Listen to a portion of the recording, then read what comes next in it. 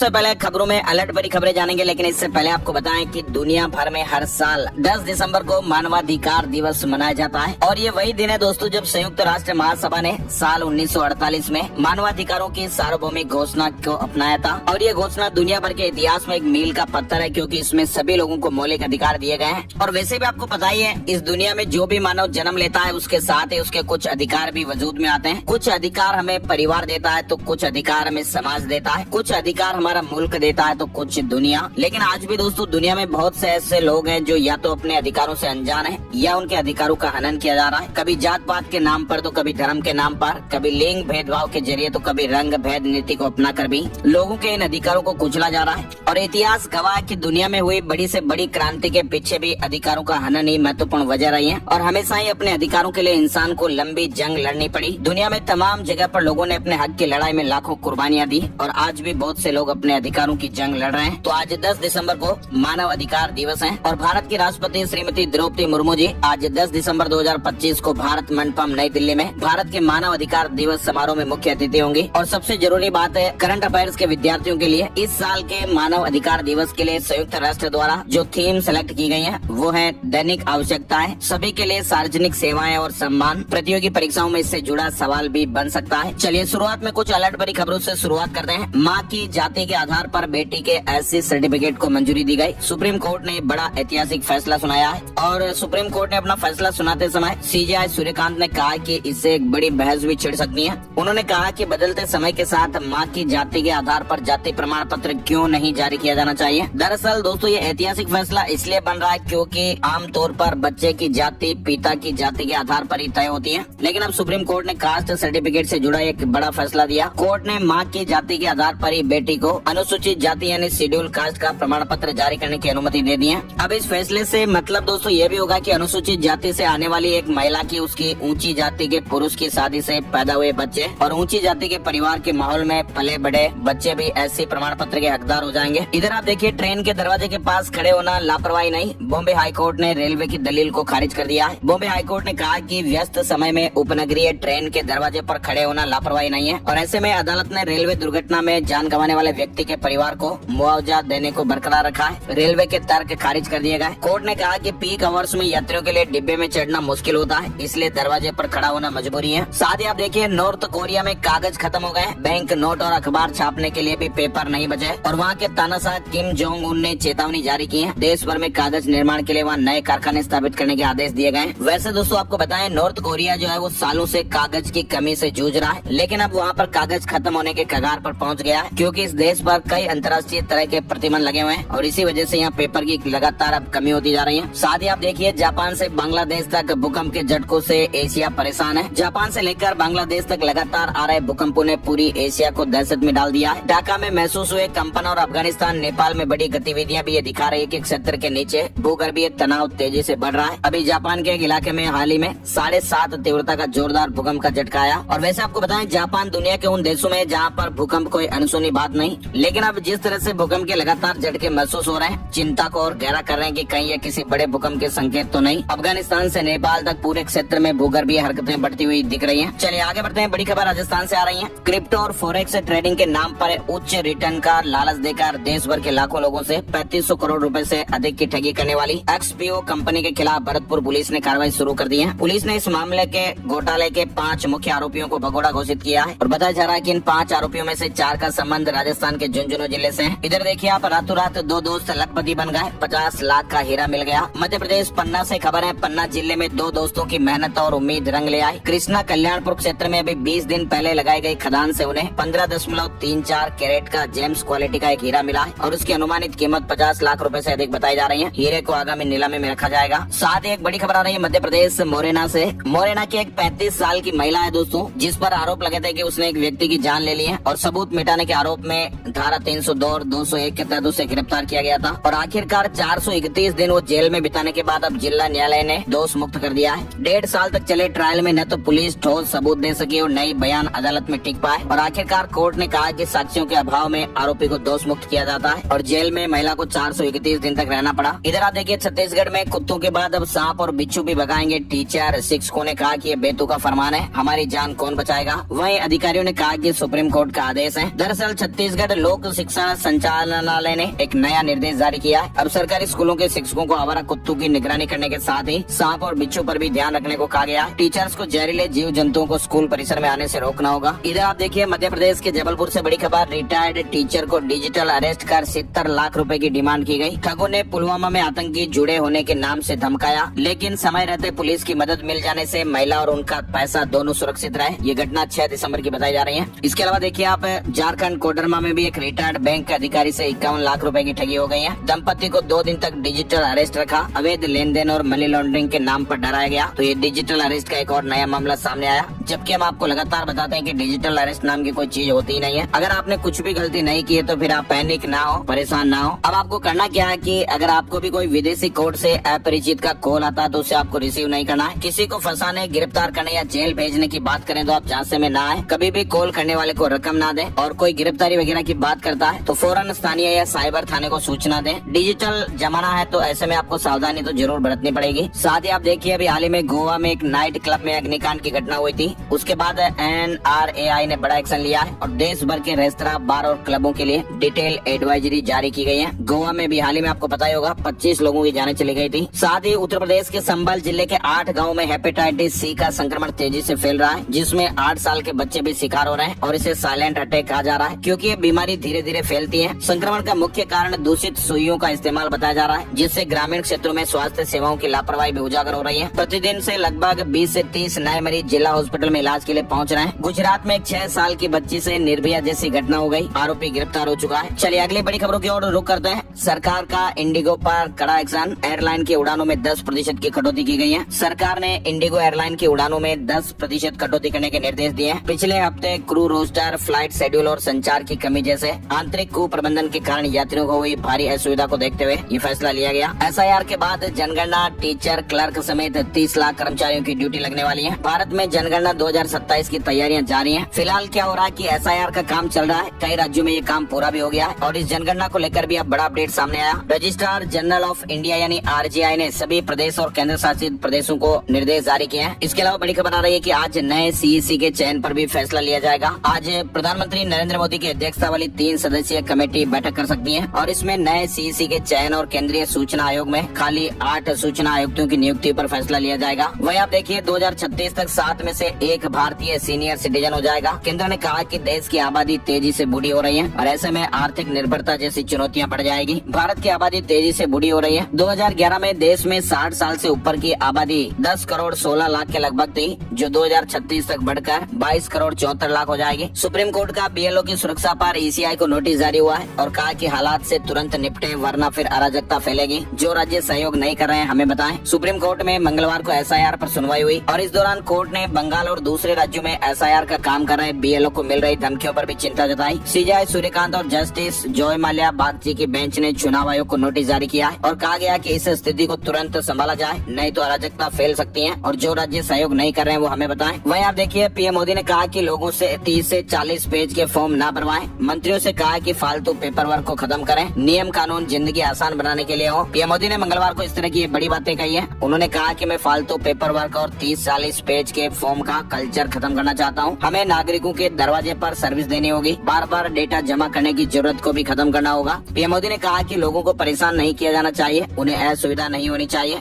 नियम और कानून अच्छे हैं लेकिन सिस्टम को ठीक करने के लिए लोगों को परेशान करना सही नहीं है। दरअसल PM मोदी ने ये बात संसद की लाइब्रेरी बिल्डिंग की संसदीय दल की बैठक में मंत्रियों और सांसदों से कही। वहीं बड़ी खबर आ रही है पाकिस्तान के नए chief of defence forces CDF बने फील्ड मार्शल आसिम मुनीर ने सोमवार को अपना पद संभाला था। उन्होंने अपने भाषण में कहा कि अगर भविष्य में पाकिस्तान पर कोई हमला होता है तो उसका जवाब पहले से भी ज्यादा तेज और कड़ा होगा। ऑपरेशन सिंदूर के बाद पाकिस्तान को IMF से दूसरा लोन मिल गया है। संकट से उबरने के लिए 11,000 करोड़ रुपए मिले हैं। वहीं बड़ी खबर आप देखिए पूर्व CJI पर जूता फेंकने वाले वकील की दिल्ली की कड़कड़डूमा कोर्ट में पिटाई हो गई। कुछ लोगों ने हमला कर दिया। जानकारी के मुताबिक झगड़े की शुरुआत एक ऑटो किराए को लेकर हुए विवाद से बताई जा रही है, जो बाद में मारपीट में बदल गई। इधर देखिए इंडोनेशिया में एक 7 मंजिला ऑफिस में आग लगने से 22 लोगों की जानें चली गई हैं। इसमें 15 महिलाएं और 7 पुरुष शामिल हैं। डोनाल्ड ट्रंप ने कहा कि भारत के कारण अमेरिकी किसानों को घाटा, सस्ता चावल भेज रहा जिससे उन्हें सही दाम नहीं मिल रहा है, एक्स्ट्रा टैरिफ लगाएंगे। अमेरिकी राष्ट्रपति डोनाल्ड ट्रंप ने कहा कि अमेरिका भारत से आने वाले चावल और कनाडा से आने वाली खाद पर एक्स्ट्रा टैरिफ लगाने पर विचार कर रहा है। उनका कहना है कि दूसरे देशों से आने वाला सस्ता सामान अमेरिकी किसानों को नुकसान पहुंचा रहा है। इसके अलावा देखिए अमेरिकी अमेरिकी राष्ट्रपति डोनाल्ड ट्रंप ने अमेरिकी किसानों के लिए 12 अरब अमेरिकी डॉलर के सहायता पैकेज की घोषणा भी की है। बड़ी खबर देखिए, भगोड़े हीरा कारोबारी मेहुल चोकसी को बेल्जियम की सुप्रीम कोर्ट से बड़ा झटका लगा है। कोर्ट ने मेहुल चोकसी की प्रत्यर्पण के खिलाफ अपील खारिज कर दी है और ऐसे में मेहुल चोकसी को भारत लाने का रास्ता लगभग साफ हो चुका है। पंजाब नेशनल बैंक में 13,000 करोड़ रुपए के कथित घोटाले के मामले में भारत प्रत्यर्पण को उन्होंने चुनौती दी थी। साथ ही आप देखिए, इंडिया ब्लॉक के सांसदों के एक प्रतिनिधि मंडल ने मद्रास हाई कोर्ट के जस्टिस GR स्वामीनाथन के खिलाफ 120 हस्ताक्षरों के साथ महाभियोग का नोटिस लोकसभा अध्यक्ष ओम बिरला को सौंपा है। देश में टीबी की दवाइयों की कोई कमी नहीं है, राज्यसभा में राज्य मंत्री अनुप्रिया पटेल ने जवाब दिया। साथ ही आपको बताएं, दिल्ली के कला, संस्कृति, भाषा और पर्यटन मंत्री कपिल मिश्रा ने कहा कि यूनेस्को दीपावली को अपनी अमूर्त सांस्कृतिक विरासत सूची में शामिल करने जा रहा है, जो कि भारत के लिए गौरवपूर्ण क्षण है। वहीं दिल्ली सरकार ने नागरिकों से उत्सव में शामिल होने की अपील की है। प्रधानमंत्री मोदी के प्रयासों की सराहना करते हुए मिश्रा ने कहा कि इस निर्णय की औपचारिक घोषणा 10 तारीख को दिल्ली के लाल किले में की जाएगी, यानी यूनेस्को की सांस्कृतिक विरासत सूची में दीपावली का पर्व शामिल होगा। दिल्ली सरकार द्वारा लाल किले में भव्य आयोजन, दिल्ली हाट में दीपावली उत्सव का भव्य आयोजन। अनावरण दिल्ली में खुले में कचरा जलाने वाले सावधान हो जाएं, 5,000 रूपए तक का जुर्माना लगेगा। इसके अलावा दुश्मन के हमलों से पूरी तरह दिल्ली सुरक्षित होगी। स्वदेशी एयर डिफेंस सिस्टम तैनात किया जाएगा। ये सिस्टम दिल्ली को मिसाइल, ड्रोन और हवाई खतरों से सुरक्षित करेगा। देश की राजधानी दिल्ली की सुरक्षा के लिए एक बड़ा कदम उठाने की तैयारी हो रही है। इसके अलावा आप देखिए, बड़ी खबर, ग्रीन दिल्ली ऐप पर अब दिल्ली वाले कर सकेंगे 17 तरह की शिकायत। डस्ट पोर्टल 2.0 लाने की भी तैयारियां हो रही हैं। ग्रीन दिल्ली ऐप पर नागरिक मलबा डालने, सड़क पर धूल, खुले में कचरा जलाने समेत 17 तरह की शिकायतें कर पाएंगे। इधर बड़ी खबर आ रही है, पहाड़ों की रानी मसूरी से दिल्ली पहुंचे दुनिया की सबसे बड़ी टेक्नोलॉजी कंपनियों में से एक माइक्रोसॉफ्ट के भारतीय मूल के CEO सत्य नडेला ने भारत में बड़े निवेश का ऐलान किया है। भारत में $17.5 बिलियन यानी करीब 1.5 लाख करोड़ रुपए के निवेश का वादा किया। चुनाव सुधार पर मायावती के 3 बड़े सुझाव आप देख सकते हैं। बहुजन समाज पार्टी की राष्ट्रीय अध्यक्ष मायावती ने चुनाव सुधारों पर अपनी राय रखी है। सोशल मीडिया के जरिए उन्होंने संसद में चल रही चर्चा के बीच 3 प्रमुख सुधारों का सुझाव दिया। मायावती ने कहा कि चुनाव प्रक्रिया में बदलाव जरूरी है, लेकिन गरीबों और आम जनता के हितों का ध्यान रखा जाए। SIR पर टिप्पणी करते हुए उन्होंने कहा कि BSP इसका विरोध नहीं कर रही है, लेकिन प्रक्रिया में जल्दबाजी से बचना चाहिए। इधर आप देखिए, राहुल गांधी की 28 मिनट की स्पीच में 5 बार हंगामा हुआ। संसद का शीतकालीन सत्र जारी है। 7वें दिन लोकसभा में नेता विपक्ष राहुल गांधी ने SIR चुनाव सुधार पर अपने संबोधन में कहा, केंद्र सरकार और RSS देश के संस्थानों पर कब्जा करना चाहते हैं। राहुल गांधी की 28 मिनट की स्पीच के दौरान 5 बार हंगामा हुआ। स्पीकर ने विपक्ष को फटकार भी लगाई। विपक्ष की चेतावनी पर राहुल गांधी ने विपक्षी सांसदों को शांत कराया। इधर खबर है कि राहुल गांधी 15 दिसंबर से 6 दिवसीय दौरे पर जर्मनी जाएंगे। जर्मन सरकार के मंत्रियों से मुलाकात करेंगे और भारतीय प्रवासी समुदाय के साथ संवाद भी करेंगे। 15 से 20 दिसंबर तक जर्मनी का दौरा है। CBSE 12वीं की प्रैक्टिकल परीक्षाएं 1 जनवरी से शुरू होगी। लैब में ग्रुप फोटो लेकर अपलोड करनी होगी। इंटरनल असेसमेंट भी होगा। भारत ने 101 रन से पहला T20 जीत लिया है। भारत ने साउथ अफ्रीका को पहले T20 में 101 रन से हराकर सीरीज में 1-0 की बढ़त बना ली है। इधर आप देखिए, इजराइल ने गाजा का नया नक्शा बना दिया। 50% जमीन कब्जा है। इजराइल ने गाजा की 50% से ज्यादा जमीन पर कब्जा करके उसे अपना इलाका घोषित कर दिया है। अनिल अंबानी के बाद बेटे अनमोल पर भी FIR हो गई है। यूनियन बैंक से 228 करोड़ की धोखाधड़ी के आरोप लगे हैं। इधर आप देखिए, देश की पहली स्लीपर वंदे भारत बिहार से पटना से दिल्ली 8 घंटे में पहुंच जाएंगे। लग्जरी होटल जैसी फीलिंग आएगी। 160 किलोमीटर की स्पीड से दौड़ेगी। और खास बात देखिए, ये ट्रेन 160 किलोमीटर प्रति घंटे की रफ्तार से दौड़ेगी, तब भी कप में रखी चाय नहीं गिरेगी। वहीं बिहार में कर्मचारियों का 5% महंगाई भत्ता बढ़ा दिया गया। 3 नए विभागों को मंजूरी, 3 के नाम बदले गए। ऑपरेशन सिंदूर में शहीद के बेटे को सरकारी नौकरी। दरअसल आपको बताएं, बिहार में नई सरकार बनने के बाद नीतीश कैबिनेट की दूसरी बैठक हुई और इस बैठक में 19 एजेंडों पर मुहर लगी है। बिहार के सरकारी कर्मचारियों और पेंशन भोगियों का 5% महंगाई भत्ता भी बढ़ा दिया गया है। ये महंगाई भत्ता 1 जुलाई 2025 से लागू होगा। नए विभाग के गठन की भी मंजूरी मिली है, आप स्क्रीन पर देख सकते हैं। और इन 3 विभागों के नाम भी बदल दिए गए हैं। इसके अलावा देखिए, आप बिहार में अवैध खनन के खिलाफ कार्रवाई को प्रोत्साहित करने के लिए बिहारी योद्धा पुरस्कार की घोषणा की गई है। और इसके तहत दोस्तों, अवैध खनन में शामिल ट्रैक्टर को पकड़वाने वाले को 5,000 रूपए और ट्रक को पकड़वाने वाले को 10,000 रूपए का इनाम मिलेगा। साथ ही दिव्यांग अभ्यर्थियों को UPSC PT पास करने पर 1 लाख रूपए मिलेंगे। संबल योजना के तहत अब BPSC और UPSC की प्रारंभिक परीक्षा पास करने वाले पिछड़ा वर्ग, आर्थिक रूप से कमजोर वर्ग और सामान्य वर्ग के दिव्यांग पुरुष अभ्यर्थियों को आर्थिक सहायता दी जाएगी। BPSC PT पास करने वालों को 50,000 रूपए, UPSC प्रीलिम्स पास करने वालों को 1 लाख रूपए मिलेंगे। इधर आप देखिए, कर्नाटक सरकार को बड़ा झटका लगा।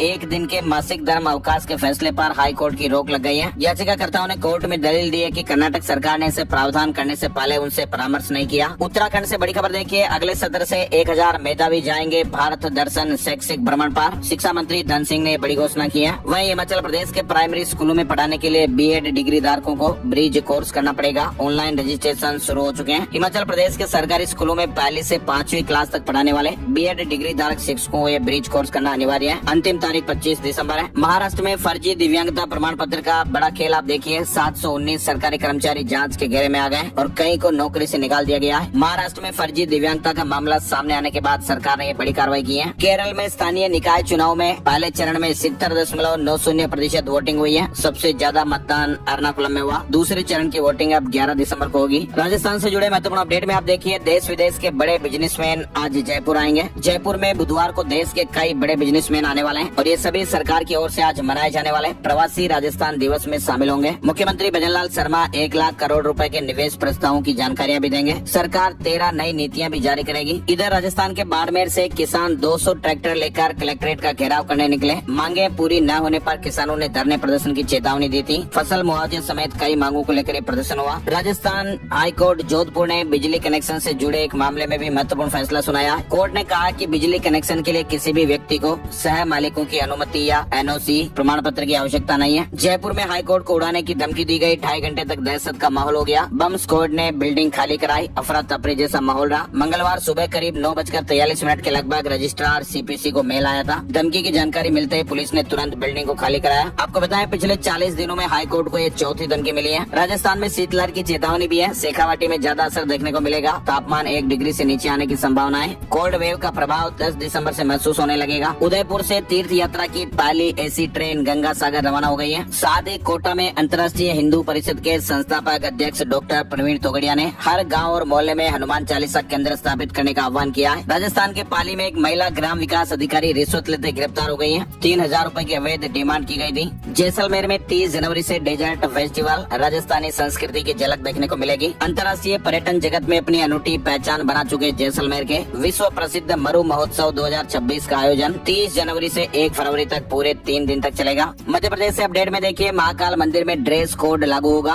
अब पुजारी पुरोहित भी एक ही ड्रेस में नजर आएंगे। आई कार्ड पहनना भी अनिवार्य होगा। मध्य प्रदेश के स्कूल टेक्नोलॉजी से हाईटेक हो रहे हैं। 2,87,000 शिक्षकों को टैबलेट, 52 रोबोटिक्स लैब और 458 अटल लैब से मॉडर्न पढ़ाई की ओर मध्य प्रदेश आगे बढ़ रहा है। उज्जैन में 12 दिसंबर को तिरुपति मूर्ति की प्राण प्रतिष्ठा का कार्यक्रम, 15 जोड़ों का सामूहिक विवाह भी होगा। उज्जैन में 12 दिसंबर को एक खास धार्मिक और सामाजिक आयोजन होने जा रहा है। इसके अलावा राष्ट्रीय बाघ संरक्षण प्राधिकरण के निर्देश पर मध्य प्रदेश में बाघ गणना के लिए इंदौर वन मंडल का मास्टर प्लान तैयार हो चुका है। 18 दिसंबर से गिनती शुरू होगी जो 24 दिसंबर तक चलेगी। मध्य प्रदेश के बैतूल में चाइना डोर पर बैन लगा दिया गया है। जिले में नायलॉन और चाइना डोर बनाने, बेचने, खरीदने और इस्तेमाल करने पर तत्काल रोक लगा दी गई है। इसके अलावा आप देखिए, दुर्ग जिले की ट्विन सिटी भिलाई में पहली बार बागेश्वर धाम के पीठाधीश्वर पंडित धीरेन्द्र कृष्ण शास्त्री की हनुमंत कथा होने जा रही है। श्री हनुमंत कथा 25 से 29 दिसंबर तक जयंती स्टेडियम के पास स्थित विशाल ग्राउंड में होगी। 27 दिसंबर को पंडित धीरेन्द्र शास्त्री दिव्य दरबार लगाएंगे। छत्तीसगढ़ से अपडेट में देखिए, रायपुर में 11 दिसंबर को विशाल हिंदू सम्मेलन होने वाला है। इसके अलावा देखिए आप, नक्सलियों का महाराष्ट्र, मध्य प्रदेश, छत्तीसगढ़ में जोन अब पूरी तरह से खत्म हो गया है। मध्य प्रदेश, महाराष्ट्र और छत्तीसगढ़, इन 3 राज्यों के बॉर्डर को नक्सलियों ने अपना एमएमसी जोन बनाया था। एमएमसी जोन में करीब 40 से 45 नक्सली एक्टिव थे और जानकारी के मुताबिक अब छोटा दीपक के साथ 5 से 6 पार्टी सदस्यों की एक छोटी टीम ही बची है। छत्तीसगढ़ सरकार का दावा कि इनके सरेंडर करने के बाद अब मध्य प्रदेश, महाराष्ट्र और छत्तीसगढ़ बॉर्डर का इलाका करीब करीब नक्सल मुक्त हो चुका है। साथ ही आप देखिए, छत्तीसगढ़ से एक और बड़ी खबर, शिक्षित बेरोजगारों को स्वरोजगार के लिए 3 लाख रुपए तक का लोन मिलेगा। बिलासपुर में शिक्षित बेरोजगारों को अपना व्यवसाय शुरू करने के लिए अब 3 लाख रुपए तक का लोन दिया जा रहा है। इस योजना के तहत बैंकों की ओर से स्वीकृत परियोजनाओं पर 35% तक का अनुदान भी मिलेगा। ये सुविधा मुख्यमंत्री रोजगार सृजन कार्यक्रम के अंतर्गत प्रदान की जाएगी और अधिकतम 3 लाख रुपए तक का ऋण दिया जाएगा। उत्तर प्रदेश में 2 करोड़ 85 लाख वोटर कम हुए हैं। निर्वाचन आयोग ने SIR का अब तक का आंकड़ा जारी किया है। साथ ही आप देखिए, योगी सरकार ने कप सिरप मामले की जांच के लिए स्पेशल इन्वेस्टिगेशन टीम SIT बना दी है। इस टीम में एक अध्यक्ष और 2 सदस्य हैं। SIT का प्रभारी यानी अध्यक्ष IG कानून व्यवस्था LR कुमार को बनाया गया है। नई दिल्ली हावड़ा के बीच चलेगी आरक्षित स्पेशल एक्सप्रेस ट्रेन। 10 दिसंबर से यानी आज से शुरू होने जा रही है। प्रयागराज जंक्शन पर 10 मिनट का स्टॉपेज रहेगा। लखनऊ निवासी डॉक्टर राघवेंद्र दुबे को 26 जनवरी 2026 को भारत सेवा रत्न अवार्ड 2026 से सम्मानित किया जाएगा। यूपी विधानमंडल का शीतकालीन सत्र 19 तारीख से अनुपूरक बजट पेश कर सकती है सरकार। उत्तर प्रदेश में शिक्षा मित्रों के ट्रांसफर और एडजस्टमेंट की प्रक्रिया शुरू हो गई है। बेसिक शिक्षा परिषद ने इसके लिए विस्तृत दिशा निर्देश भी जारी कर दिए हैं। इधर आप देखिए, यूपी में सरकारी शिक्षकों को बड़ी राहत मिलेगी। अब 1 घंटे देर से स्कूल स्कूल पहुंचने पर भी अनुपस्थित नहीं माने जाएंगे। इस फैसले से शिक्षकों को समय पर पहुंचने में कुछ ढील मिलेगी और उन्हें कुछ राहत महसूस होगी। ये बदलाव उत्तर प्रदेश के सरकारी स्कूलों में लागू होगा, यानी निर्धारित समय से 1 घंटे के भीतर ऑनलाइन उपस्थिति दर्ज कर पाएंगे। 1 घंटे बाद सिस्टम अपने आप लॉक हो जाएगा। नेटवर्क बाधित क्षेत्रों के लिए ऑफलाइन मोड की सुविधा दी गई है। गाजियाबाद में बेरोजगार युवाओं के लिए 18 दिसंबर को वृहद रोजगार मेला आयोजित होगा। ये मेला RD इंजीनियरिंग कॉलेज में सुबह 10 बजे शुरू होगा। 18 दिसंबर को लेकर अपडेट है। इसके अलावा आगरा लखनऊ एक्सप्रेसवे की मरम्मत और रखरखाव के लिए सरकार ने 1.5 अरब रुपए की धनराशि स्वीकृत की है। उत्तर प्रदेश में आपको पता ही होगा अभी होमगार्ड की भर्ती चल रही है। बम्पर भर्ती है। 41,424 पदों को भरा जाएगा। फिलहाल अब तक 7 लाख से ज्यादा युवक पंजीकरण करा चुके हैं। अंतिम तारीख 17 दिसंबर तक है। हरियाणा में 11 नए जिले बनाने की तैयारी, 62 प्रस्ताव CM को भेजे गए। हरियाणा में नए जिलों को लेकर चंडीगढ़ में कैबिनेट सब कमेटी ने बैठक की, जिसमें 11 जगहों पर नए जिले बनाने पर चर्चा हुई है। कमेटी ने 62 प्रस्तावों को देखकर एक रिपोर्ट भी तैयार की है, जिसे मुख्यमंत्री नायब सैनी को भेज दिया गया है। हरियाणा में हड़ताली डॉक्टरों की सैलरी रुकेगी, सरकार ने एस्मा भी लगा दिया है। साथ ही हरियाणा सरकार ने उद्योग मालिकों को भी बड़ी राहत दी है। उद्योगों को नाइट टाइम टैरिफ का लाभ मिलेगा। हरियाणा सरकार ने रात में चलने वाले उद्योगों को ये बड़ी राहत दी है, बिजली सस्ती मिलेगी। वहीं हरियाणा में चंबल फर्टिलाइजर केमिकल लिमिटेड पर एक्शन लिया गया। कीटनाशकों की बिक्री बंद के आदेश दिए गए। दरअसल किसानों को खाद के साथ जबरदस्ती कीटनाशक देते थे। वहीं हरियाणा के इन किसानों को 500 रुपए की सहायता मिलेगी और हर साल ये प्रोत्साहन राशि बढ़ती जाएगी। हरियाणा सरकार रोहिड़ा और जाटी के पेड़ों को बचाने वाले किसानों को प्रोत्साहित करेगी। प्राण वायु देवता पेंशन स्कीम की तरह एक नई योजना शुरू होगी, जिसमें किसानों को हर साल 500 रुपए मिलेंगे, जो हर साल बढ़ेंगे। अन्ना और कांग्रेस से सस्पेंड होने के बाद दिल्ली पहुंची नवजोत कौर सिद्धू। फिलहाल नवजोत कौर सिद्धू के निलंबन से पंजाब कांग्रेस में सियासी घमासान जारी है। आलाकमान उनके बेबुनियाद आरोपों से नाराज है। इधर बड़ी खबर आ रही है, पंजाब एवं हरियाणा हाईकोर्ट ने हरियाणा सरकार को एक नोटिस जारी कर इंटरनेट मीडिया इन्फ्लुएंसर और यूट्यूबर ज्योति मल्होत्रा की जमानत याचिका पर जवाब मांगा है। फिलहाल जासूसी के आरोप में यूट्यूबर ज्योति मल्होत्रा गिरफ्तार है, जेल में। इधर देखिए आप HPSC भर्ती विवाद को लेकर बड़ी खबर। हरियाणा में कॉलेज कैडर असिस्टेंट प्रोफेसर भर्ती में फेल हुए कैंडिडेट अब बड़े आंदोलन की तैयारी में। 11 दिसंबर को पंचकुला में भी प्रदर्शन होगा। झारखंड में देखिए आप पहली बार बनेगी bone marrow transplant unit. Ranchi में 7 करोड़ की लागत से बोन मैरो ट्रांसप्लांट यूनिट बनने वाली है। OnePlus 15R smartphone 7400 mAh battery के साथ जल्दी आने वाला है। 17 दिसंबर को बेंगलुरु में होने वाले इवेंट में डिवाइस पेश हो जाएंगे। शेयर मार्केट न्यूज अपडेट में आपको बताएं, सेंसेक्स 436 अंकों की गिरावट के साथ 84,666 पर बंद हुआ। निफ्टी में 121 अंकों की गिरावट रही और 25,840 पर बंद हुआ है। सोने चांदी के भाव, सोने और चांदी के दामों में गिरावट रही। 10 ग्राम सोना 283 रूपए गिर कर 1,27,974 रूपए पर आ गया है। वहीं 1 किलो चांदी के दाम 195 रूपए गिर कर 1,78,893 रूपए पर आ गए। और अब चलते चलते एक नजर आज का राशिफल। आज 10 दिसंबर बुधवार को मिथुन राशि वालों के रुके हुए कामों में तेजी आएगी। कामकाज के सकारात्मक रिजल्ट भी मिलेंगे। सिंह राशि वालों को सितारों का साथ मिलेगा, इनकम भी बढ़ सकती है। नए काम शुरू करने के लिहाज से अच्छा समय है। तुला राशि वालों की प्रॉपर्टी में निवेश करने की योजना फायदेमंद रहेगी। रुका हुआ पैसा मिल सकता है और मेहनत के हिसाब से फायदा भी होगा। धनु राशि वालों को अच्छा मौका मिल सकता है। मकर राशि के नौकरी पेशा लोगों को प्रमोशन मिलने की संभावना है और इसके अलावा बाकी राशियों पर सितारों का मिला जुला असर रहेगा। आज